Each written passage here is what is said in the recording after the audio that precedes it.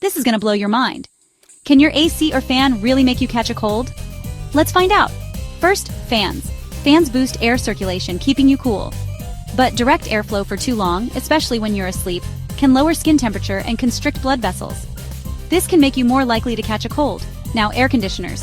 The real risk isn't the cold air itself, but the sudden temperature changes. Setting your AC between 26 to 28 degrees Celsius helps. Avoid direct airflow and keep rooms well ventilated. Regularly clean those filters, folks. A dirty AC can trap and spread germs. So, neither fans nor ACs directly cause colds. But improper use? That's a different story. Stay cool and stay healthy.